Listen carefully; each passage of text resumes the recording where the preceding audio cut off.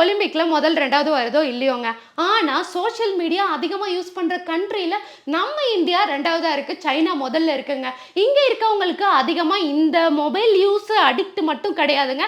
வேற சில பிரச்சனைகள் கூட ஹெல்த் இஷ்யூஸ் சேர்ந்து வருது. என்னென்னு பார்ப்போம். 1 முதல்ல ஐல இருக்கக்கூடிய ட்ரைனஸ். 2வது ஐசைட் கம்மி ஆயிடும். 3வது ஐய சுத்தில இருக்கக்கூடிய மசில்ஸ் வந்து வீக் ஆகி ஒரு பக்கம் இப்படியே இழுத்துக்கிட்டே கண்ணடிச்சிட்டே இருக்கிற மாதிரி இருப்பாங்க. அதே போல பார்த்தீங்கன்னா கழுத்துல இருக்க மசில் எல்லாம் வீக் ஆக ஆரம்பிச்சிடும். அதனால உங்களுக்கு நெக் பெயின் வரும், நெக்ல இருந்து ரேடியேஷன் பெயின் வரும். அதே போல மொபைல் அதிகமா இப்படியே யூஸ் பண்ணிட்டு இருக்கனால இங்க இருக்க மசில்ஸ் எல்லாமே வீக் ஆக ஆரம்பிச்சிடும்.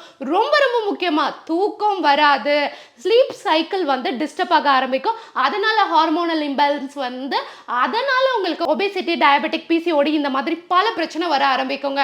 மொபைல் யூஸ் பண்றது மட்டும் இல்லைங்க, ஃபியூச்சர்ல இந்த பிரச்சனையிலையும் இந்தியா வந்து முதலிடம் வர்றதுக்கான சான்ஸ் நிறையவே இருக்கு. அதனால மொபைல் யூசேஜை கம்மி பண்ணிடுங்க. 2 to 5 hours வரைக்கும் மினிமம் இந்தியாவில் இருக்க ஒருத்தவங்களும் ஃபோன் யூஸ் பண்ணிட்டு இருக்காங்க. அதனால அதை கண்டிப்பாக கம்மி பண்ணிடுங்க. தேங்க்யூ. இந்த மாதிரி டிஃப்ரெண்டான இன்ஃபர்மேஷன் எல்லாம் உங்களுக்கு தெரியணும் அப்படின்னு நினைக்கிறீங்கன்னா மறக்காம என்னோட சேனலை ஃபாலோ பண்ணிடுங்க. தேங்க்யூ.